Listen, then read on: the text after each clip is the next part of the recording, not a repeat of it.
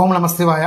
2025 సంవత్సరంలో సింహరాశి ఫలితాలు మన జన్మ జాతకంలో మనకు జరుగుతున్న దశ అంతర్దశ ఫలితాలు చూసుకుంటూనే గోచార రీత్యా 2025 సంవత్సరంలో సింహరాశి ఫలితాలు గమనిస్తే శని భగవానుడు మార్చి 30వ తారీఖున కుంభరాశిలో నుంచి మీనరాశిలో సంచారం జరగడం వల్ల సింహరాశి వారికి అష్టమ శని దోషం కలుగుతుంది. అదేవిధంగా రాహు సప్తమంలో సింహరాశి సప్తమ స్థానంలో రాహువు, అదే జన్మస్థానంలోనే సింహరాశిలోనే కేతు గ్రహం జరుగుతుంది. అదేవిధంగా దేవగురు బృహస్పతి లాభస్థానంలో 11 మిథునంలోకి 11వ స్థానంలోకి వస్తున్నారు.